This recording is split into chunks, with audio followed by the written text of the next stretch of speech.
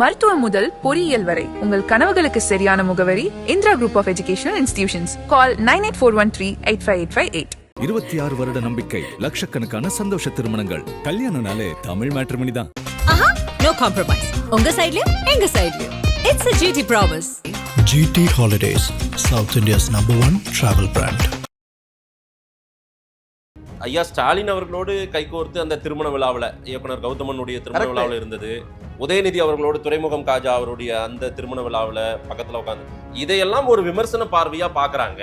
அது அண்ணன் சீமான் திமுகவை நெருங்குவதை விரும்பலன்றாங்க. இப்ப சீமான் அவருக்கு வந்து முக ஸ்டாலின் கரம் பற்றி இழுத்து கொண்டு போய் உட்கார வச்சு பேசினாருன்னா நீங்க சொல்லுங்க. உதயநிதி அவர்களுக்கு கரம் பற்றா சொல்லுங்க. சீமான் அவருடைய கருத்தை வந்து அவங்க பற்றி கொண்டு போய் உட்கார வைக்கிறாங்க. அந்த மாதிரி கரம் பற்றி அவங்களோடவே பயணிக்கிறது நாளைக்கு அது நெருக்கமாயிடாதான்னு சந்தேகப்படுறாங்க சார். நீங்க அப்படி நினைக்க முடியாது சார். நான் சொல்றேன், அந்த இடத்துல வந்து நம்ம காட்சி இருக்கு, கண்ணுக்கு முன்னாடி இருக்கு. மீண்டும் நீங்க கூட போட்டு பாருங்க. சீமான் வந்து ஸ்டாலின் ஐயா இருக்கிற இடத்துல போய் நேரா போய் பக்கத்துல போய் உட்கார்ந்தாரா சொல்லுங்க. அங்க வந்து பாத்தீங்கன்னா அவருக்கு வந்து ப்ரொடெக்ஷன் கொடுத்தது சீமான் தான். ஏன்னா பக்கத்துல வைகோ இருக்கிறாரு, அந்த பக்கம் திரும்ப முடியல. அப்போ ஒரு நபர் தேவைப்பட்டாங்க. சீமான் உள்ளபடியே நெருடலா உட்கார்ந்தார். அங்க மகிழ்ச்சி ஒரு முகத்துல காமிச்சாரா இல்ல ஆற தழுவிக்கிட்டாரா? திமுகவும் அதிமுகவும் சீமானை பொது வேட்பாளர்னு சொன்னா சீமான் ஏற்கனமா ஏற்கக்கூடாதா சார்? சீமான் அவர்கள் சட்டமன்றத்துக்கு போகணுன்றதான் என் பார்வை. ஆனா அது வந்து பாத்தீங்கன்னா புறவாசல் வழியா போவோம், நேர்வாசல் வழியா போகணுன்றது என்னுடைய எண்ணம். ஆனால் அப்படிப்பட்ட திமுகவோட நமக்கு என்ன உறவு? இவங்க எல்லாம் திமுக அதுதான் இருங்க, அதான் நான் சொல்றேன். கட்சி தலைமை நீங்க சந்தேகத்தை ஊட்டுறீங்க. நீங்க அந்த விமர்சனங்கன்றத வந்து பாத்தீங்கன்னா பொது வெளியில பேசிருக்கூடாது. நீங்க அதை வந்து பாத்தீங்கன்னா சீமான் அவர்கிட்ட நீங்க நேர்ல சந்திச்சு பேசுற விஷயம் சார். தடமாற மாட்டார் சீமான், அப்படிதான் நான் நினைக்கிறேன். அப்படியே மாறினால் கூட பாத்தீங்கன்னா அந்த சுதந்திரத்தை அவர் கொடுக்கணும் சார். நீங்க தேர்தல் அரசியல இருக்கிறீங்க, நீங்க எவ்வளவு காலம் இப்படியே இருக்க முடியும்? அப்ப சில நேரங்களில் வந்து வெற்றிக்கான உத்தியை வந்து பாத்தீங்கன்னா வந்து வகுக்கிற இடத்துல அவர் இருக்கிறாரு. வெற்றிக்காக கொள்கை சமரசமும் கிடையாது. விஜய் வந்து பாத்தீங்கன்னா வந்து ஒரு யமன் மாதிரி வந்து ஒருத்தர் வந்து அரசியல் வந்து அன்னைக்கு டேட்டுக்கு சொன்னேன். இது இன்னைக்கு சொல்ல முடியாது. இன்னைக்கு ஒருமையில சொல்ல முடியாது, அவ்வளவுதான். இன்னைக்கே யமன் மாதிரி தான் விஜய். ஆமா, விஜய் இன்னைக்கு முதலமைச்சரா இருக்கிறதுக்கு முழு காரணம் யாரு கேட்டா ஜான் அரசு. இதுக்கு நல்லா தெரியும். ஜான் வந்து கண்டிப்பா வந்து திருச்சி கிழக்குல போட்டி இருக்கான 99% வந்து பாத்தீங்கன்னா வந்து வாய்ப்பு இருக்கு. ஜான் ஆரோக்கியசாமி திருச்சி கிழக்குல நின்னாருன்னா ஜெயிக்க முடியுமா? கண்டிப்பா ஜெயிக்கும். அதன் தமிழர்களுக்கு வணக்கம். பல்வேறு துறைகளில் சிறந்த ஆளுமைகளை சந்தித்து நாம் நேர்காணல் எடுத்து வருகிறோம். அந்த வகையில் மீண்டும் நம்மோடு இணைந்திருக்கிறார் பத்திரிகையாளர் திரு செகுவரா அவர்கள். அவரிடம் கேட்பதற்கு நிறைய இருக்கின்ற வாரங்களோடமே கேட்போம். வணக்கம் செகுவரா சார். வணக்கம் சார். வணக்கம் சார். இந்த தேர்தலுக்கு பின்பாக நாம் தமிழர் கட்சிக்குள்ளார என்ன நடந்துட்டு இருக்குது?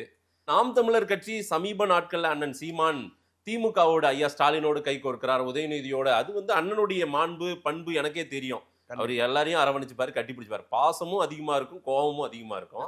ஆனால் இங்க ஒரு விமர்சன பார்வை, அண்ணனோடவே இருக்கிறவங்க விமர்சனம் வைக்கிறதையும் அண்ணனோட இருக்கிறவங்க கொஞ்சம் ஏதோ ஒரு வேற ஒரு பார்வையை வைக்கிறதையும் எப்படி பார்க்கிறேன்? திரு முத்துப்பாண்டி போன்றவர்கள்லாம் கட்சி விட்டே வெளியே போயிட்டாரு. நீங்க இந்த இடத்துல அண்ணனோட இருக்கிறவங்கன்னு சொல்லும் போதுன்னா என்னை பொறுத்தவரைக்கும் நான் பார்த்த வரைக்கும் அண்ணனோட ஒட்டுமொத்த தமிழ் இனமும் இருக்குது, தமிழ்நாடும் இருக்கு. சரி, வாக்களிக்கும் போது வேணா அந்த டிஃபரன்ஸை பாக்குறாங்க.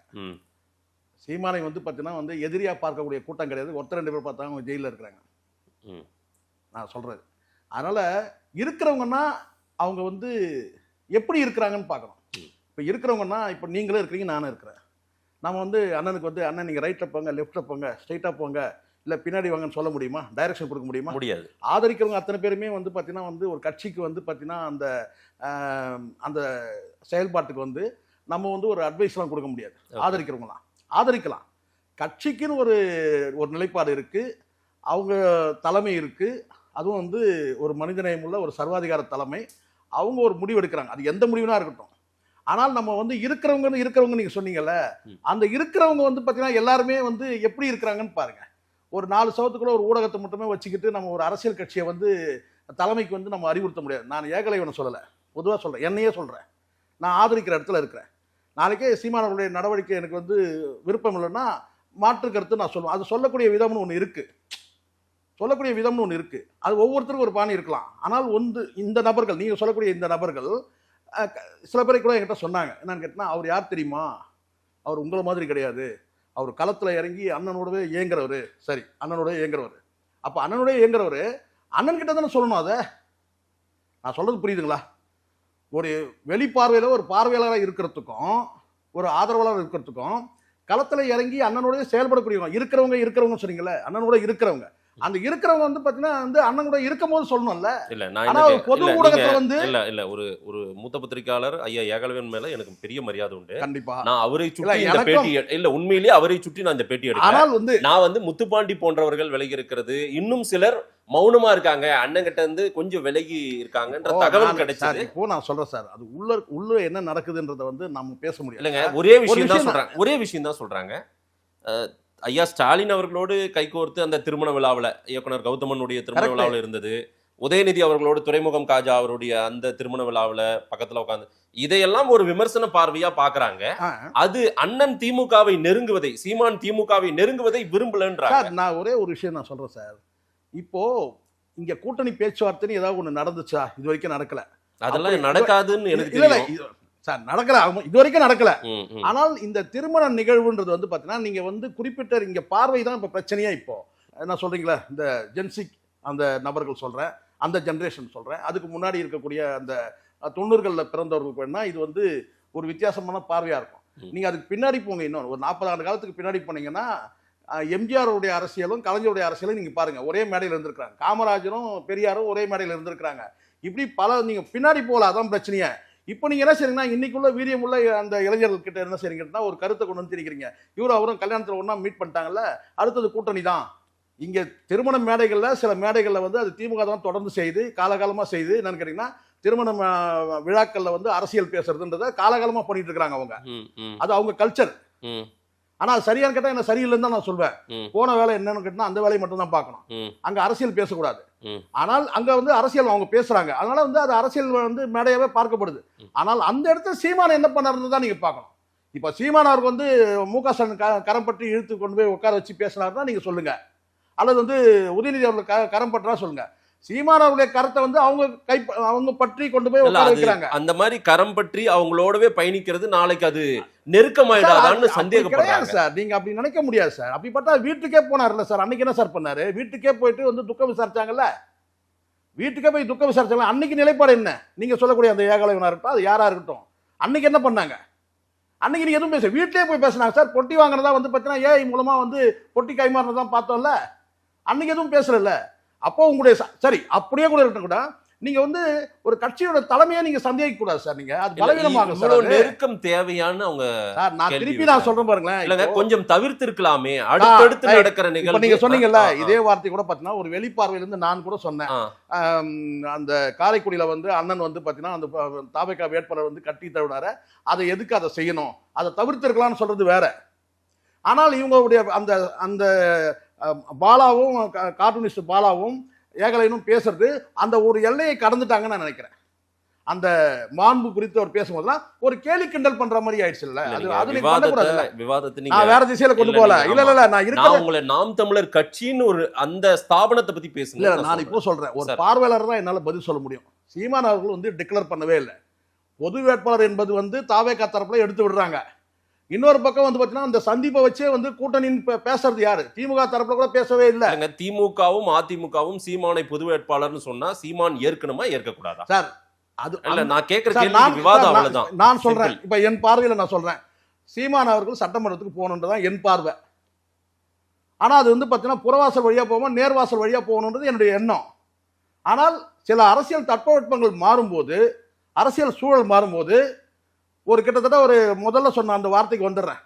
நான் வந்து இதே விஜய் அவர்கள் வந்து அரசியல் வந்து பார்த்தீங்கன்னா வந்து கொள்கை கோட்பாடுகளை அறிவிக்காத ஒரு சூழ்நிலை வந்து ஒரு நடிகராக வந்து அரசியலுக்கு வரும்போது அதை எதிர்க்காதீங்க, கூத்தாடின்ற வார்த்தையை நான் உண்மையாக கண்டித்து பேசினேன்.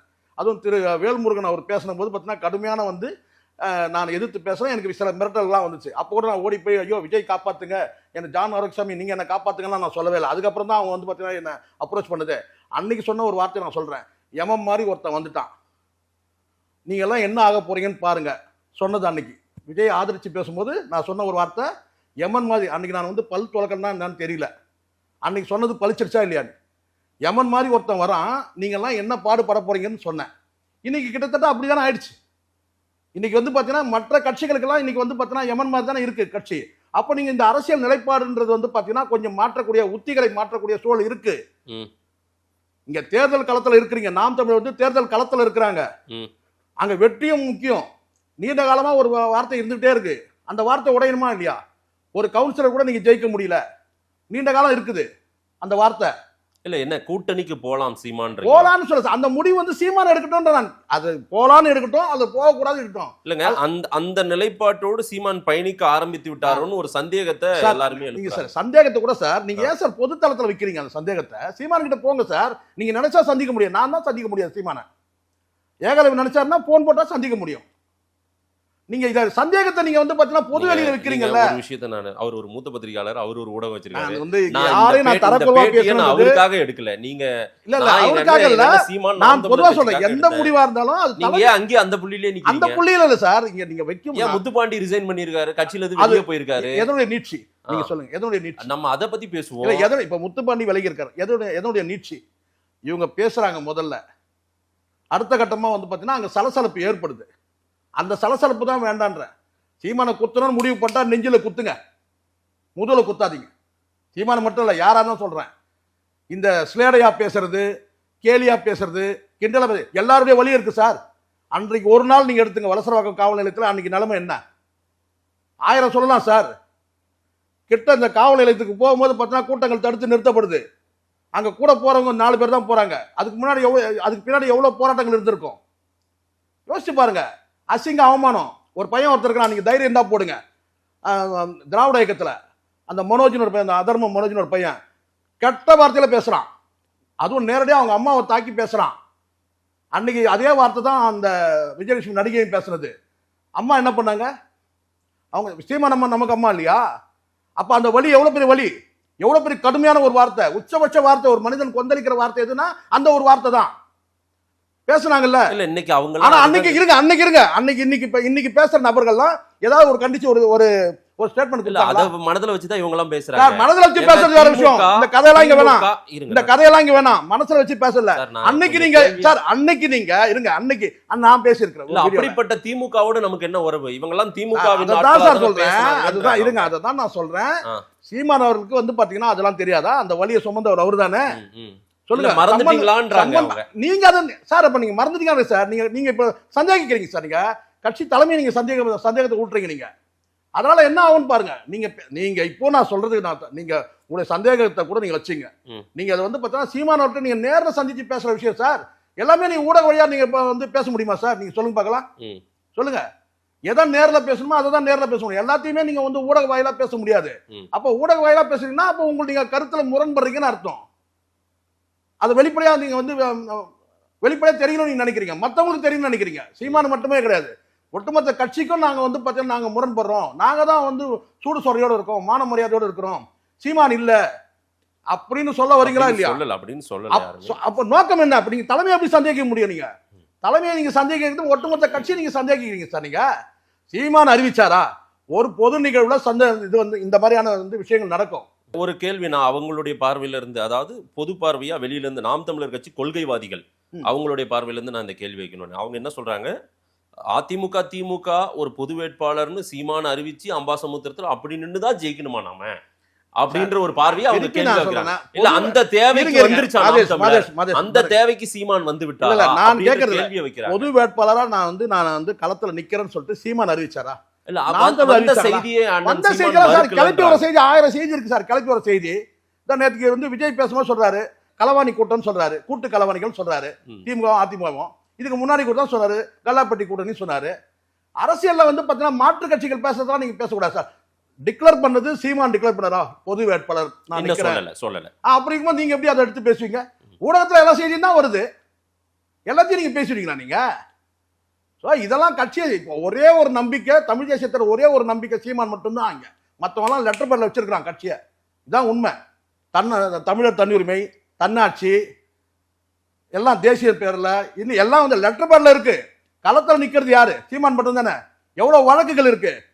ஊடகத்துல பேசுறவங்க வந்து 4 சோத்துக்குள்ள உட்காந்து பேசுறான், நக்கல் அடிக்கிறான், கிண்டல் பண்றான். அப்ப அவனுக்கு உங்களுக்கு என்ன வித்தியாசம்? அப்போ நீங்க இன்னும் நம்பல. நீங்க ஒரு கட்டத்துக்கு மேல உங்களுக்கு வந்து பாத்தீங்கன்னா ஒரு நம்பிக்கை பெற்ற ஒரு தலைமைக்கு நீங்க வந்து கீழே வந்துட்டீங்க. உங்களுக்கு நேர்காணலே உங்கள்கிட்ட கொடுத்திருக்கிறாரு இதே ஏகலைவன் கிட்ட வந்து நேர்காணல இல்ல கொடுத்துருக்காரு. நீங்க ஐயா ஏகலைவனும் நான் பொறுத்தியே திருப்பி நீங்க இல்ல சார், பேட்டி இல்ல இப்ப அங்கேயே பிரச்சனை அங்க இருந்து ஆரம்பிக்குது சார். நம்ம பேசிதானே ஆகணும், மறைக்க முடியாது இல்ல. யாரும் ஏகலைவனுக்கு எதிராக பேசவே இல்லை.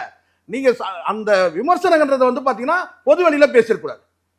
நான் சொல்றேன், அந்த இடத்துல வந்து நம்ம காட்சி இருக்கு, கண்ணுக்கு முன்னாடி இருக்கு. மீண்டும் நீங்க கூட போட்டு பாருங்க. சீமான் வந்து ஸ்டாலின் ஐயா இருக்கிற இடத்துல போய் நேரா போய் பக்கத்துல போய் உட்கார்ந்தாரா சொல்லுங்க. அங்க வந்து பாத்தீங்கன்னா அவருக்கு வந்து ப்ரொடெக்ஷன் கொடுத்தது சீமான் தான். ஏன்னா பக்கத்துல வைகோ இருக்கிறார், அந்த பக்கம் திரும்ப முடியல. அப்போ ஒரு நபர் தேவைப்பட்டாங்க. ஒரு பொது மேடையில நானும் வந்து ஒரு பொது மேடையில இருக்கோம். அண்ணன் நக்கீரன் கோபால் வந்து உட்கார்ந்து இருக்கிறாரு. எனக்கு வந்து ஆக்சுவலாக வந்து அவருக்கு பின் இருக்கையிலையோ அல்லது எனக்கு தான் வந்து பார்வையாளர் மத்தியில் தான் நான் உட்காரதான் நான் முடிவு எடுத்திருந்தேன். ஏன்னா உடனே நம்ம கழட்டிக்கணும், வேற ஒரு நிகழ்ச்சிக்கு போகணுன்றதுக்காக பார்வையாளர் மத்தியில் உட்காந்தா ஈஸியாக வெளியே வந்துட முடியும். ஆனால் அங்கே வந்து நான் கேட்டேன் வந்து நக்கீரன் கோபால் வந்து உட்காந்துறாரு. நான் வரும்போது நான் கேட்டேன், என் பேரை உச்சரிக்கும் போது நான் சொல்றாரு, அவர் வந்திருக்கிறாரா, கூப்பிடுங்கன்னாரு. நான் கூட அண்ணன் பாசத்தில் தான் கூப்பிட்றாரு அப்படின்னு நினச்சாரு. உடனே பார்த்து என்ன சொன்னார், வணக்கம் சொன்னாரு. கேட்டால் வாங்க வந்து உட்காருங்கன்னாரு. அவர் பக்கத்தில் வந்து ஒரு பெண் உட்காந்துருந்தாங்க. உடனே அந்த பெண்ணை வந்து வேற இடத்துல கொடுத்துட்டு என்ன அங்கே உட்கார சொன்னாங்க. நான் கூட நினைச்சேன் அண்ணன் ரொம்ப மரியாதை கொடுத்துட்டாரு, முக்கியத்துவம் கொடுத்துட்டாரு. அப்புறம் என் காது கிட்ட சொன்னார், என் கற்பை காப்பாத்திட்டீங்கன்னு. இது நடந்தது சார். சரி, இதுக்கும் என்ன இல்ல அதுக்கு அது மாதிரி என்னன்னு கேட்டீங்கன்னா, வைகோ வந்து பாத்தீங்கன்னா பக்கத்துல உட்கார்ந்து இருக்காரு. அங்க வைகோ கிட்ட பேச வேண்டிய ஒரு சூழல் நிர்பந்தம் இருக்கு. வைகோவை பிடிக்கல. வைகோட நிலைப்பாடு அன்னைக்கு உள்ள சூழல்ல வந்து பாத்தீங்கன்னா எதிர் முதல்ல ஆயிட்டாங்க கிட்டத்தட்ட. அப்போ வைகோ அவாய்ட் பண்ணுவோம். அங்க வந்து சீமான் அவர்கள் வந்து பக்கத்துல இருக்கும்போது பாத்தீங்கன்னா அப்ப அவங்க கூட கூடுதலா பேசுறதாயிடுச்சு. அதுக்காக இல்ல, ஒரு வார்த்தை பேசுறது அங்க 100 வார்த்தை 10 வார்த்தை 50 வார்த்தை பேசக்கூடிய சூழ்நிலை கேட்டா ஒரு பக்கம் நீங்க பார்த்துருப்பீங்க. அந்த பார்வையே வந்து பாத்தீங்கன்னா இந்த பக்கம் திரும்ப கூடாதுன்றதுக்காகவே வந்து பாத்தீங்கன்னா சீமான் கிட்ட பேசுறத பாரு. சீமான் உள்ளபடியே நெருடலா உட்கார்ந்தார். அங்க மகிழ்ச்சி ஒரு முகத்தில் காமிச்சாரா, இல்ல ஆற தழுவிக்கிட்டாரா? குற்றம் சாட்டுறீங்க, நீங்க குற்றம் சாட்டாதீங்க. நீங்க தவறுன்னு சொல்றது கூட பாத்தீங்கன்னா அந்த இன்ஸ்ட்ரக்ட் பண்றது அறிவுறுத்துறதுக்கு கூட பாத்தீங்கன்னா அதுக்கான ஒரு தருணம் இருக்கு. அதை தாண்டி வந்து பாத்தீங்கன்னா உங்களுக்கு வந்து வாய்ப்புகள் இருக்கு. சீமான் அவர்களை சந்திக்கிறதுக்கான வாய்ப்புகள் இருக்கு. அடுத்த இன்னொரு கூட்டத்தில் வந்து பாத்தீங்கன்னா நீங்களா இட்டு கட்டுறீங்க. அன்பு தம்பின்னு தான் சொல்றாரு. அதுவும் வந்து உதயநிதி வந்து கரம் பற்றி உட்கார வைக்கிறாரு. எப்படி கதை ஒருத்தர் சொல்றாரு, நீங்களே சொல்லுங்க. இந்த இடத்துல மீண்டும் கூட சொல்ற அவருடைய நேர்காணல் எடுத்து வர ஏகலை என்ன சொல்றாருன்னா, அந்த கையை வந்து விட்டுட்டு அதுக்கப்புறம் தூரமா வந்து உட்காந்துருந்தான். இது என்னங்க பேச்சு இது? இதுவா ஒரு மெச்சூரிட்டி தானா? அது இம்மெச்சூரிட்டில களத்துல வந்து பாத்தீங்கன்னா திராவிட இயக்க கொள்கையை ஏத்துக்கிட்டாரா அவரு? சொல்லுங்க. நான் சமரசம் பண்ணிக்கிட்டாரா? சொல்லுங்க. நீங்க ஒரு பொது நிகழ்ச்சியில வந்து பாத்தீங்கன்னா ஒருத்தர் சந்தி ஜெயலலிதா கலைஞருடைய காலத்துல மாதிரி நீங்க பேசுறீங்க. அது எதனால ஆரம்பிச்சது? முதல்ல ஆரம்பத்துல இருந்து தனிப்பட்ட வாழ்க்கையை பேசினாங்க. ஜெயலலிதா அவர்கள் வந்து பண்ண ஒரு வார்த்தை சொன்னாங்க. அது எத்தனை பேருக்கு தெரியும்? கருணாநிதியே தனிப்பட்ட வாழ்க்கைக்கு போகாதே, பொது வாழ்க்கைக்கு வா, ஒருமையில சொன்னாங்க. வா நீ போன் பேசுனது அதுதான் தனிப்பட்ட. ஏன்னா ஒட்டுமொத்தமா வந்து அந்த 90கள் காலகட்டம் ஜெயலலிதா அந்த அரசியல் வந்த காலகட்டத்தில் தனிப்பட்ட வாழ்க்கையை பேசும்போது அப்போ அந்த ஒருமையில அந்த ஒரு வார்த்தை சொன்னது காரணம் அவ்வளவு தனிப்பட்ட வாழ்க்கையை பேசினாங்க. அதனால தான் அந்த விரிசலுக்கு காரணமே. ஏன் ஜெயலலிதாவும் கலைஞரும் ஒரே மேடையில் எங்கேயுமே சந்திக்கல? ஏன்னா அந்த ஜெனரேஷன் கேப் மட்டுமே கிடையாது, அந்த பாகுபாடு பார்த்தாங்க. நீ எல்லாம் ஒரு இப்ப எப்படி பாக்குறாங்க, நீ எல்லாம் ஒரு நடிகை, நீ எல்லாம் வந்துட்டு அப்படின்னு நினைக்கிறாங்க இல்லையா விஜய்? அதே மாதிரி ஜெயலலிதாவும் பார்த்தாங்க அந்த ஒரு காலகட்டம். அப்பதான் அந்த வந்து பார்த்தா ஒருத்தர் சந்திக்காத ஒரு சூழல் ஆயிடுச்சு, நேருக்கு நேர். அது ஒரு வைராக்கியமா இருந்து பொண்ணு எடுக்க முடியாது, பல சிக்கல்ல தவிச்சாங்க. அது வந்து அந்த ஒரு ஜெனரேஷன். ஆனா அதுக்கு அடுத்த ஜெனரேஷன் இப்போ வந்து பார்த்தீங்கன்னா மெச்சூர்டா இருக்கணும்ல. இப்போ பிரதான எதிரி நாம் தமிழர் கட்சிக்கு திமுகவா தாவேகாவா சார்? இன்னைக்கு உள்ள சூழலுக்கு வந்து பாத்தீங்கன்னா இன்னைக்கு தாவேகா. ஆனா தாவேகா வந்து பாத்தீங்கன்னா ஒட்டுமொத்தமா ஒரு பலமுள்ள ஒரு கட்சியா என்னதான் நீங்க வந்து சொல்ல வந்து அது ஒரு மைனாரிட்டி அரசா இருந்தாலும் கூட அவங்க மெஜாரிட்டி ஆக்கக்கூடிய அந்த வேலைகளை செஞ்சுட்டு இருக்கிறாங்க. ஒரு வலுவான கட்சியா இருக்கு. அப்போ இங்க இருக்கிற மற்ற 2 கட்சிகள் அவங்க என்ன செய்யறாங்க கேட்டீங்கன்னா, ஒரு பக்கம் தள்ளுறது ட்ரை பண்ண. விஜயோட பேச்சில் நீங்க பார்த்துருப்பீங்க, ரொம்ப நுட்பமா பார்த்தீங்கன்னா கள்ளத்தனமான ஒரு கூட்டணி வச்சிருக்காங்க. கூட்டணி வந்து களவாணி கூட்டம் ஒன்னா இருக்கிறாங்கன்ற மாதிரி சொல்றாரு. திமுக அதிமுகவை நிறுத்துறாரு, சீமான நிறுவனம். இருங்க, இந்த இடத்துல இன்னொரு வேலை நடக்குது. இப்ப நான் கேட்கிறேன், இந்த பொது வேட்பாளர் சொல்லி ஒரு ரூமர் வந்துட்டு இருக்குது, அது எங்க இருந்து வருது? யாருக்கிட்ட இருந்து வருது? எங்க இருந்து வருது? யார் சொன்னது? செய்திகளா இருங்க, அப்படி ஒரு பேச்சுவார்த்தை நடக்காம செய்தி சரி. அதிமுக இருங்க, அதிமுக அறிவிக்கல, திமுக அறிவிக்கல, நாம் தமிழ் கட்சி அறிவிக்கல. ஆனா பொது வேட்பாளர் சொல்லி ஒரு நெருப்பு இல்லாமல் புகையாது. சும்மா இந்த கதையெல்லாம் இந்த வசனம் இந்த உதாரணம் இதெல்லாம் பேசிட்டு இருக்காதீங்க. அதெல்லாம் நிறைய நாங்களும் சொல்ல முடியும். இது திட்டமிட்டு வந்து பாத்தீங்கன்னா தாவேகா தரப்புல இருந்து ஒரு பக்கம் தள்ளுற நடவடிக்கை. மாதேஷ் புரிஞ்சுக்க முடியலையா நீங்க? இதுதான் ஜான் ஆரோக்கிய அறிவை வந்து நம்ம புரிஞ்சுக்கிறதுக்கு ரொம்ப கஷ்டப்படுறோம் பாத்தீங்களா? நான் கஷ்டப்படல, நீங்க கஷ்டப்படுறீங்க. ஜான் என்ன முடிவு பண்றாரு பாத்தீங்களா? இந்த இடத்துல வந்து சீமான் அவர்கள் கணிசமான வாக்கு பெறக்கூடிய இடத்துல இருக்காரு. அவருடைய வாத திறமையில அது வந்து பார்த்தீங்கன்னா வாய்ச்சல் மூலமா, அது கருத்தியல் மூலமா கணிசமான வாக்கு வச்சிருப்பார். ஒரு 20,000 வாக்குகள். இங்க மும்முனை போட்டியில் வரும்போது பார்த்தீங்கன்னா ஆட்சியில் இல்லாத இருந்த காலகட்டத்தில் இப்போ ஆட்சிக்கு எதிரான வாக்குகள் இருக்கும். அப்போ ஒரு 20,000 வாக்குகள் பெற்றால் கூட பார்த்தீங்கன்னா அந்த மும்முனை போட்டின்னு வரும்போது பார்த்தீங்கன்னா அங்கே டிசைடிங் வந்து பார்த்தீங்கன்னா வந்து சீமானுடைய அரசியல் தான், சீமானுடைய அந்த நாம் தமிழர் வாக்குகள் தான். அப்போ என்ன நினைக்கிறாங்கன்னா இவங்க எல்லாரும் ஒரு அணியில் இருந்தாங்கன்னா ரொம்ப வசதி, நமக்கு சௌகரியம். இது திமுக அதிமுக நாம் தமிழர் சேர்ந்து இருந்தாங்கன்னா நமக்கு சௌகரியம்னு நினைக்கிறாங்க. அப்போ பார்த்தீங்களா இவங்க எல்லாரும் வந்து பார்த்தீங்கன்னா இப்போ தனித்தனியாக விமர்சனம் பண்ண வேண்டியதில்லை. இவங்கெல்லாம் வந்து கல்லாப்பட்டி கூட்டணி, புதிய கல்லாப்பட்டி கூட்டணி, ஓரணி, ஆமா அதெல்லாம் ஓரணி. சீமா எங்க தலைவர் ஒருத்தரை எதிர்க்கிறதுக்கு பாத்தீங்களா எத்தனை பேர் அணி சேர்ந்திருக்கிறாங்க. அப்போ 1 to 1 வரணும்னு நினைக்கிறார். யாரு? ஜான். விஜய் நினைக்கல. எங்க ஜான் வர்றாரு? ஜான் ஆரோக்கியசாமி தான் சார் அங்க அறிவே. ஒட்டுமொத்த அறிவே வந்து பாத்தீங்கன்னா நான் என்னைக்கு சொன்னாலும் நீங்க நம்ப போறது கிடையாது. இல்ல நான் ஏன்னா நான் ஜானோட பேசுறேன். எனக்கும் நண்பர் தான். இப்ப நம்ம 2 பேரும் பேசினுக்கிறோம். வந்து அண்டர் கிரவுண்ட்ல போயிருந்தாலும் போயிருக்கலாம். யாரு? ஜான் ஆரோக்கியசாமி. இப்ப நம்ம 2 பேரும் இங்க பேசிட்டு இருக்கோம். அவர் கீழே போயிட்டு கூட இருக்கலாம். ஸோ அதனால வந்து அறிவாளியை நம்ம வந்து அங்கீகரிக்கணும் தானே. அது யாரா இருந்தாலும் சரி, அவன் எதிரணியில கூட இருந்துக்கிட்டோம், மாற்றுக்க சிந்தனை கூட இருக்கட்டும், ஆனால் வந்து ஒத்துக்கணும். நம்ம சீமானின் தனித்துவத்தை யாரும் சந்தேகப்பட வேண்டாம்ன்றீங்க. கரெக்ட். ஆமா, நீங்க வந்து பாத்தீங்கன்னா தலைமையை சந்தேகிக்காதீங்க சார். நீங்க உள்ள இருந்துட்டு நீங்க தலைமையை சந்தேகிக்கிறது தப்பு இல்ல. ஒரு மன வாழ்க்கையில கூட பாத்தீங்கன்னா நீங்க நம்பினாதான் சார் உண்டு. நீங்க கோரி கிருஷ்ணா வரும் இங்க இந்த வரும்போது வீட்டை விட்டு வெளியே வரும்போது இந்த ஆக்சிடென்ட்லாம் வந்து பாத்தீங்கன்னா வந்து சாக் பீஸை கிழிப்பாங்க. அந்த மாதிரி கோரி கிருஷ்ணா வரைக்கும் நம்பிக்கை தானே. அதே மாதிரி உங்களே நம்புறாங்கல்ல, வெளியில போறாரு, போகும்போது எப்படி போனாரோ அதே மாதிரி வருவாரு நம்புறாங்க. தடம் மாற மாட்டார் சீமான். அப்படிதான் நான் நினைக்கிறேன். ஏன்னா தலைமுறை அப்படியே மாறினால் கூட பாத்தீங்கன்னா அந்த சுதந்திரத்தை அவர் கொடுக்கணும் சார். இங்க நீங்க தேர்தல் அரசியல இருக்கிறீங்க, நீங்க எவ்வளவு காலம் இப்படியே இருக்க முடியும்? அப்ப சில நேரங்கள்ல வந்து வெற்றிக்கான உத்தியை வந்து பாத்தீங்கன்னா வந்து வகுக்கிற இடத்துல அவர் இருக்கிறாரு. வெற்றிக்காக கொள்கை சமரசமும் கிடையாது. நீங்க ஏன் அப்படி போறீங்க? இல்ல நான் கேட்கல சார், என்ன இழுத்து விடாதீங்க. நீங்க எந்த முடிவா இருந்தாலும் அது சீமானை எடுக்கட்டும். சர்வாதிகார தலைமை சீமானை எடுக்கட்டும். நான் தான் மீண்டும் சொல்றேன்ல, இங்க வந்து பாத்தீங்கன்னா எல்லாருமே ஆபத்துல இருக்கிறாங்க சார். ஓகே, எல்லாருமே ஆபத்துல தானே இருக்கிறாங்க. அதனாலதான் நான் சொன்னேன் வந்து விஜய் வந்து பாத்தீங்கன்னா வந்து ஒரு யமன் மாதிரி வந்து ஒருத்தர் வந்து அரசியல் வந்து அன்னைக்கு டேட்டுக்கு சொன்னேன். இது இன்னைக்கு சொல்ல முடியாது. இன்னைக்கு ஒருமையில சொல்ல முடியாது, அவ்வளவுதான். இன்னைக்கே யமன் மாதிரி தான் விஜய். ஆமா, மற்றவங்க சொல்ற மற்ற கட்சிகளை சொல்றேன். மற்ற கட்சிகள்லாம் இன்னைக்கு வந்து அழிக்கிற இடத்துல தானே சார் அவங்க இருக்கிறாங்க. அதனாலதான் யமனுக்கு ஆர்மி ஆயிட்டாரு விஜய். ஒன் மேன் ஆர்மிலாம் சொல்ல, யமனா இருக்கிறாரு சொல்றேன். காரணம் என்ன, மற்ற கட்சிகள்லாம் வந்து ஒரு கலக்கத்துல இருக்கிறாங்கல்ல சார். கூட்டணியில இருக்கிறவங்க கூட ஒரு கலக்கத்துல தான் இருக்கிறாங்க, வெளியே போனா நம்மள ஒழிச்சிருவாங்களோன்ட்டு. இதான் உண்மை. அதை சொல்றதுக்கு தயக்கம் உங்களுக்கு. அது விசிகா வரட்டும், கம்யூனிஸ்டா இருக்கட்டும், எல்லாரும் இருக்கட்டும். கம்யூனிஸ்ட்கள் சொல்றாங்க என்னன்னு கேட்டீங்கன்னா வந்து எங்களுக்கு அந்த அரசு பணி கொடுத்தல எங்களுக்கு உடன்பாடு இல்லைன்னு சொல்றாங்க. ஏன் வெளியே வந்துருங்க, ஒரு கடிதம் கொடுத்துட்டு. மாற்று கருத்து சொல்றவங்களும் அங்க உள்ள இருந்துட்டு தான் இருக்கிறாங்க. விசிகாவும் உள்ள இருக்கு. வெளியே வந்து பார்த்தா அண்ணன் மட்டும் தான் தனியா வரணும். 1 years கூட வர மாட்டாரு. அதான் நிலைமை. இப்ப யமன் சொன்னது கரெக்டா? விஜய் ஏன் யமனோட ஒப்பிடுறேன்னா இதுதான். மற்ற அரசியல் கட்சிக்கு யமனா இருக்கிறது விஜய் தான். அன்னைக்கே நான் சொன்னேன். நான் சொன்னது 2 வருஷத்துக்கு முன்னாடி சொன்னேன், இப்போ நான் சொல்றேன். அப்ப அந்த இடத்துல வந்து பாத்தீங்கன்னா வந்து நாம் தமிழர் கட்சி வந்து பாத்தீங்கன்னா அவங்க ஒரு நிலைப்பாடு எடுப்பாங்க. அப்ப அது வந்து இப்ப யமனை வந்து சம்மாரம் பண்ணணும், என்ன பண்ணலாம்? அப்ப ஒரு நிலைப்பாடு எடுக்கிறதுக்கான வாய்ப்பு இருக்கு. அப்ப அதை நம்ம சொல்ல முடியாதுல்ல சார். அறிவுரை சொல்ற இடத்துல நம்ம போக முடியாது. ஆதரிக்கிறவங்க அத்தனை பேருமே ஒண்ணு நல்லா தெரிஞ்சுங்க, எந்த கட்சியா இருக்கட்டும், ஆதரிக்கிறவங்க அத்தனை பேரும் வந்து பாத்தீங்கன்னா அறிவுரை எல்லாம் சொல்ல முடியாது. நீங்க விருப்பப்பட்டா ஆதரிங்க, இல்ல வெளியே வந்துருங்க. இப்ப சீமான் எடுக்கிற முடிவு எனக்கு வந்து பிடிக்கல, விருப்பம் இல்ல, வெளியே வந்துடுவேன்.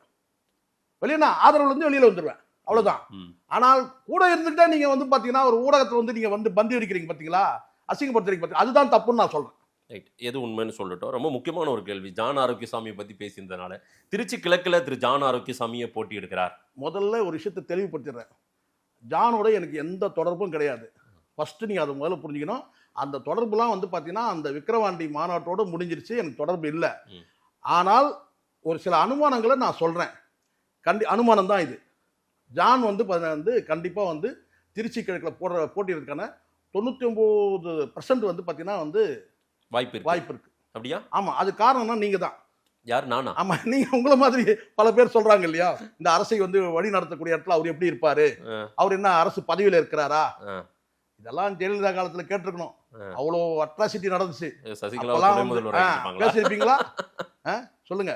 கே.ஏ. கிருஷ்ணசாமின்னு ஒரு முன்னாள் அமைச்சர், கே.ஏ. கிருஷ்ணசாமி, அவர் சொன்னாரு, வீட்டுல இருக்க வேலைக்காரிக்கெல்லாம் வந்து நம்ம வந்து பதில் சொல்லக்கூடியதா இருக்காப்பான்னு சொல்லி புலம்புனாரு. அப்படிதான் ஒரு கதை இருக்கு. அன்னைக்கு டேட்டுக்கு பிரிண்ட் மீடியால வந்த செய்திகள் இதெல்லாம்.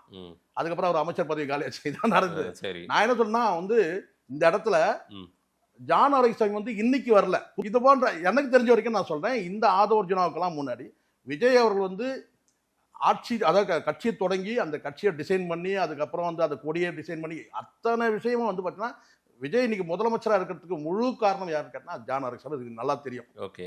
ஏன்னா கட்சி அறிவித்த நாட்கள்ல இருந்து நம்ம வந்து நமக்கு தெரியும். அது வந்து இப்போ இந்த இடத்துல வந்து பார்த்தீங்கன்னா சில பேர் என்ன சொல்றாங்கன்னா, அவர் எப்படி அட்வைஸ் பண்ணலாம், இவர் முதலமைச்சருக்கு எப்படி ஒரு அட்வைஸ் பண்ணலாம் அப்படிலாம் ஒரு கேள்வி வருது இல்லையா? அப்போ ஒரு அதிகாரப்பூர்வமாக இப்போ அங்கே வந்து பார்த்தீங்கன்னா கிட்டத்தட்ட ஒரு சர்க்கஸ் கம்பெனி மாதிரி இருக்கு. இது இந்த தாவேகா கிட்டத்தட்ட சர்க்கஸ் கம்பெனி தான். அப்போ அங்கே ஒரு ரிங் மாஸ்டர் தேவைப்படுது. சரிங்களா? அப்போ அங்கே வந்து பார்த்தீங்கன்னா மற்ற சிங்கம் என்னதான் ராஜா வரதா கூட பார்த்தீங்கன்னா மற்ற சிங்கம், ஏன்னா அதுவும் வந்து அங்கே சர்க்கஸ் கம்பெனியில் ஒன்றா தான் இருக்கு சிங்கமும். சரிங்களா? அப்போ மற்ற விலங்குகள் இருக்குல்ல, சிங்கம், சிறுத்தை, மற்ற வந்து புலி, இதெல்லாம். ஸோ இதெல்லாம் வந்து பார்த்தீங்கன்னா அங்கே ஒரு ரிங் மாஸ்டர் தேவைப்படுது. அந்த ரிங் மாஸ்டராக வந்து ஜான் ஆரோக்கியசாமி அங்கே வந்து தேவைப்படுறாரு. அவர் ஒரு நீங்க என்ன சொல்றீங்கன்னா அவர் ஒரு டெம்பரரி எம்ப்ளாயி. எது அவர் வந்து இல்ல சார், ஒரு அரசியல் ஆலோசகர் அவரு. இதுகாரம் அவர் வந்து பின்னாடி இருந்து பேக் எண்ட்ல இருந்து ஒர்க் பண்ணவரு. இன்னைக்கு ஃப்ரண்ட்ல வராரு அப்படின்னா அது சரியா? எனக்கு தெரியும் சார், சரியா அதுக்கு அவர் ரெடியா இல்ல வேற? இல்ல எனக்கு விஜய் அவர்களே இப்படி எனக்கு தெரிஞ்சு ஒரு பரிசு கொடுக்கறாரு. எனக்கு தெரிஞ்சு நான் சொல்றேன், ஜானுக்கு வந்து பாத்தீங்கன்னா அவருடைய கணக்கே வேற. அதனாலதான் நீங்க இன்னைக்கு வரைக்கும் நீங்க பாத்தீங்கன்னா ஒரே ஒரு போட்டோ இப்ப சமீபத்துல அந்த காங்கிரஸோட கூட்டணி போடும்போது அந்த ஒரு சில இப்பதான் முகத்தை இப்பதான் வருது. ஆனா உள்ளபடியே வந்து அரசியல் ஆசை அவருக்கு இருந்ததுன்னா தன்னை எப்போ வந்து பாத்தீங்கன்னா ஒரு இரண்டாவது நபரா காட்டிக்கிட்டு இருக்க முடியும் ஜான் நினைச்சா. எனக்கு தெரிஞ்சு அந்த மாதிரி எண்ணம் இல்ல. அவருக்கு முடிச்சிட்டு டெல்லிக்கு போகணுன்ற எண்ணம் அவருக்கு. இதை முடிச்சுட்டு வந்து பிரைம் மினிஸ்டர் வந்து அந்த ரேஸ்ல வந்து பாத்தீங்கன்னா இவர் வந்து அட்வைசரா வந்து ஒரு கட்சிக்கு போகணும்னு அந்த இடத்துல தான் இருந்தார். ஆனால் இங்க இருக்கிற அந்த சூழல் வந்து பாத்தீங்கன்னா தொடர்ச்சியா வந்து ஜான் ஆரோக்கியசாமின்ற அந்த இருப்பு தேவைப்படுது. அது காரணம் என்னன்னு கேட்டீங்கன்னா இங்க இருக்கிற, அதனால தான் நான் சொல்றேன், ஒரு சர்க்கஸ் கம்பெனியா இருக்கு. அப்ப அங்க ஒரு ரிங் மாஸ்டர் தேவைப்படுது. திரு விஜய் அவர்கள் கேட்டுக்கொண்டதின்படி இது நடக்குதா? அதுதான். ஆமா ஆமா, உண்மையிலே பாத்தீங்கன்னா அவருக்கு கண்டிப்பா நிக்கிறாரா? எங்க கிட்ட சில பேர் வந்து சேலஞ்ச் பண்ணவங்களா இருக்கிறாங்க. என்னன்னு கேட்டீங்கன்னா வந்து ஜான் ஆரோக்கியசாமி எந்த மாநாட்டுல எந்த நிகழ்ச்சியில விஜய் அவர்கள் பங்கேற்ற எல்லா நிகழ்ச்சியும் நீங்க எடுங்க, எங்கேயாவது வந்து ஜானோட முகத்தை நீங்க காட்டுங்க ஒரு போட்டோல. இல்ல விஜய் அவர்களும் சேர்ந்து இருக்க இப்ப கூட காட்டுங்க நீங்க. இல்ல இன்னைக்கு உங்களுக்கு வாய்ப்பு தரேன், யார் வேணாலும் இந்த காணொலி பாக்குற அத்தனை பேருக்கும் விஜயும் ஜானும் சேர்ந்து ஏன் இதை வெளியிடக்கூடாது? புரியுங்களா? விஜய் விருப்பப்படுகிறார், இது நடக்குதுன்றீங்க. விஜய் அவர்களுக்கு தேவை, இந்த ஜான் ஆரோக்கியசாமியோட இந்த தேவை வந்து பார்த்தீங்கன்னா, ஏன்னா இங்க விசுவாசம்ன்றது முக்கியம் சார். இல்ல சார், ஏற்கனவே கேபினெட் எல்லாம் ஃபில் ஆயிருக்கு. அதெல்லாம் ஒன்றும் கிடையாது. என்ன பெரிய கேபினெட்னா நீங்க பேசுறீங்க. நாளைக்கே ஃபினான்ஸ் மினிஸ்டர் வந்து பார்த்தீங்கன்னா ரிசைன் பண்ணிட்டு வேற ஒரு அமைச்சர் பதவிக்கு போயிடுப்பாருன்னா, இல்லை ரிசைன்லாம் தேவையில்ல, வேற துறையை தூக்கி கொடுத்து பார்த்தீங்கன்னா வந்து நிதியமைச்சர் கொடுக்கூடாதா என்ன ஜானுக்கு? ஆமா, அறிவார்ந்த நபர் சார். எந்த தகுதி, என்ன நான் சொல்லக்கூடிய தகுதின்னு கேட்டீங்கன்னா அறிவார்ந்த தகுதி சொல்றேன். நீங்க மற்ற விஷயத்தில் போயிடாதீங்க. அவர் தெலுங்கரு, அவர் வந்து எப்படின்னு சொல்லிட்டு என்ன அந்த பிரச்சனை இழுத்து விடாதீங்க. நான் என்னுடைய ஐடியாலஜி வந்து தமிழ் தேசியம் தான். ஆனால் இல்ல நீங்க எல்லாம் சொல்லுவீங்க, எனக்கு தெரியும். நான் என்னுடைய ஐடியாலஜி ஜானுக்கும் என்ன சம்பந்தம்ன்ற மாதிரி வரும். எப்படி திருச்சிக்கும் ஜான் ஆரோக்கியசாமி? அவர் ஏற்கனவே திருச்சி வந்து பார்த்தீங்கன்னா அவர் படிச்சது திருச்சி தான் சார். அவரை பற்றி பல பேருக்கு தெரியல. அவர் வந்து அவர் ஏதோ பூர்வீகம் ஆந்திரா அப்படின்னு, அவர் படிச்சது வந்து பார்த்தீங்கன்னா வந்து திருச்சி தான். அவர் வேலை செஞ்சது 36 நாடுகளில் வேலை செஞ்சிருக்கிறாரு, 36 கம்பெனிகளில் வேலை செஞ்சிருக்கிறாரு. அது குறிப்பாக ஆப்பிள் கம்பெனியில் வந்து பார்த்தீங்கன்னா முக்கியமான போஸ்ட் வந்துருக்காரு. ஒரு புல்லை கொண்டு வந்து பார்த்தீங்கன்னா வந்து ஒரு போதகரமாக ஆக்க முடியும் அவரால். ஒரு பூண்டு இருக்குல்ல, அதை ஒரு போதமாக்க முடியும். அந்த டேலண்ட் உள்ளவர். கரெக்டாக இருக்க நான் சொல்றது? இந்த புல் பூண்டு பிராண்டிங் மாஸ்டர் புல் பூண்டை கூட பார்த்தீங்கன்னா போதமாக்கி காட்டுவாங்க. அது பெரிய சாதனை இல்லை, பெரிய சாதாரண விஷயமா அது. அதுக்காக நான் விஜய் ஒப்பிடுறேன் நீங்க நினைச்சிடாதீங்க. விஜய் ஏற்கனவே ஒரு கல்ட்டு தான். ஆனால் இந்த சினிமா கல்ட்டை வந்து நீங்க வந்து முதலமைச்சர் ஆக்கி காட்டார்ல, இன்னைக்கு ஆல்டர்னேட்டிவ் வந்து திக்கி திணறாங்கல்ல. கிட்டத்தட்ட 70-80 ஆண்டுகள் அரசியல் பண்ணவங்க எல்லாம் திக்கி திணறாங்கல்ல. அதுக்கு எல்லாத்துக்குமே காரணம் ஜான் தான். ஆனால் ஜானை வந்து குறைச்சி மதிப்பிட்டாங்க. அவர் அன்புமணிக்கு போனாரு, அவர் வந்து ஜெயிக்க முடியல, சீமான் அவர்கிட்ட போனாரு, அப்படி கிடையாது. யார்கிட்ட நம்ம வேலை செய்யறோமோ அவங்க கிட்ட இருந்து முழுமையான வந்து ஒத்துழைப்பு வரணும். ஏன் இன்னும் சொல்ல போனா என்னால் ஒரு படி மேலேயே போய் சொல்றேன், இந்த விஜய் அவர்கிட்ட இருந்தே ஒத்துழைப்பு வரல, சரியான வரல. இல்லைன்னா இந்த மெஜாரிட்டி கவர்மெண்ட் இருந்திருக்கும். ஒரு உண்மையான ஒரு வந்து ஒத்துழைப்பு வந்து விஜய் அவர்கிட்ட இருந்து வந்திருந்தா இன்னைக்கு மெஜாரிட்டி இந்த கூட்டணி கட்சிகள்லாம் தேவையே இல்லை, மெஜாரிட்டி கவர்மெண்ட் வந்து இருந்திருக்கும். ஆனா அதுக்கே அவருக்கு சப்போர்ட் கிடைக்கல, கஷ்டப்பட்டார். ஆனாலும் வந்து பாத்தீங்கன்னா அந்த பதவின்ற ஆசையில எனக்கு தெரிஞ்சுக்கிறேன். ஏன்னா அவர் வந்திருக்க முடியும்னாக்கா என்னைக்கோ வந்து நிதியமைச்சர் பதவியில் உட்காந்துட்டு இருக்கலாம். இந்த நிமிடம் கூட வந்து பாத்தீங்கன்னா அங்க வந்து இப்ப பிரச்சனை எழுப்புறாங்க, கூட்டணி கட்சியில எழுப்புறாங்க. இவர் யாரு, இவர் எப்படி வந்து பாத்தீங்கன்னா மந்திரி சபை கூட்டத்தில் இவர் பங்கேற்பாரு அப்படின்னு ஒரு பிரச்சனையை எழுப்பும் போது அப்போ இந்த சர்க்கஸ் கம்பெனிக்கு இவர் யாரு, பார்வையாளரா அல்லது ரிங் மாஸ்டர் ஒரு டெம்பரரி எம்ப்ளாயி, பர்மனன்ட் எம்ப்ளாயி இல்லை அப்படின்னு பேசும்போது அப்போ அந்த சர்க்கஸ் கம்பெனிக்கு ஒரு பர்மனன்ட் எம்ப்ளாயா ஆகும். அப்போ என்ன செய்யணும், அதுக்கான வேலை செய்யணும். அப்போ இங்க வந்து பார்த்தீங்கன்னா ஒரு எம்எல்ஏ தேர்தலில் நிற்கணும். இப்போ 5 தொகுதி இடைத்தேர்தல் வேற தடை விதிச்சிருக்காங்க நீதிமன்றம் வேற, அதுல திருச்சி கிழக்கும் வேற சார் இருக்கு. ஆனால் வந்து நீங்க இந்த இடைக்கால தடையெல்லாம் நீங்க நம்பாதீங்க. இது இடைக்கால தடை தான் இது.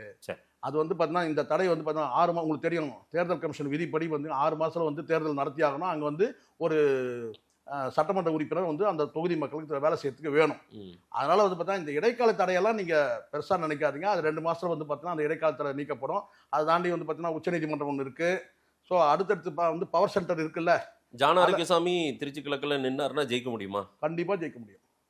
ஏன்னா விஜய் வந்து எல்லா சார், நான் இதை எப்படி இந்த கேள்விக்கு நான் என்ன பதில் சொல்றது, உங்களை நான் வெள்ளையந்தின்னு நினைக்கிறதா சார். சார் இன்னைக்கு முதலமைச்சரா வந்து விஜய் இருக்கிறதுக்கு காரணமே ஜான் தான் சார். ஒரு எம்எல்ஏ எலெக்ஷன்ல வந்து அவரால் ஜெயிக்க முடியாது சார். சரி, அத்தனை ஆயுதத்தை எடுப்பாங்க கையில. சாதாரண அத்தனை பிரம்மாஸ்திரத்தை எடுப்பாங்க கையில இது ஜான் ஜெயிக்கிறதுக்காக. அதனால நீங்க வந்து பாத்தீங்கன்னா அதெல்லாம் நீங்க கற்பனை கூட நீங்க பண்ணி பார்க்காதீங்க. வெற்றி உறுதி ஜான். ஏதோ நான் வந்து நட்படிப்படையில் பேசுறேன்னு நினைக்காதீங்க, இருக்கிற உண்மையை பேசணும். அத்தனை ஆயுதத்தையும் எடுப்பாங்க திருச்சியில் ஜெயிக்கிறதுக்கு. அதனால ஒட்டுமொத்தமா 5 தேர்தலையுமே வந்து இப்ப எத்தனை 6 தொகுதி இருக்கா, 6லுமே 7 இருக்கு. 7லுமே வந்து பாத்தீங்கன்னா இன்னும் கொஞ்சம் இருங்க, இன்னும் கூட ஏதாவது நடக்கிறதுக்கு வாய்ப்பு இருக்கு. இல்ல அந்த அத்தனை தொகுதியிலும் ஜெயிக்கிறதுக்கான அந்த உத்திகளை அவங்க எடுக்கிறாங்க. ஸோ மைனாரிட்டியை மெஜாரிட்டி ஆக்கிறதுக்கான அந்த வேலை தான் சார் நடக்குது. சரி சரிங்களா. அதனால வந்து பாத்தீங்கன்னா வந்து அத்தனை தொகுதியும் ஜெயிப்பாங்கன்னு நான் சொல்லும்போது ஜான் மட்டும் ஜெயிப்பாரான்னு சொல்லி கேட்கறது எப்படி இருக்கு பார்க்கலாம். ஜான் ஆரோக்கியசாமி நிற்கிறாரா தேர்தல்னு? நீங்க வந்து கண்டிப்பா நிற்க வாய்ப்பு அதிகம், அதை விஜயே விருப்பப்படுகிறார்ன்ற மாதிரி ஒரு பார்வையை சொல்றீங்க. மக்கள்கிட்ட கொடுப்போம். அண்ணன் சீமான், அதே போல திரு ஜான் ஆரோக்கியசாமி உள்ளிட்ட, ஏன்னா சீமான் ஜான் ஆரோக்கியசாமி கூட ஒரு பெரிய இது தொடர்பு இருக்கு, அதையுமே நம்ம எல்லாத்தையும் பொருத்தி கொண்டு வந்து இந்த பேட்டியை பேசியிருக்கோம். மக்கள்கிட்ட கொடுப்போம். நேரில் வந்து நேரம் கொடுத்து பேசியமைக்கு நன்றி செகவரா சார். நன்றி சார்.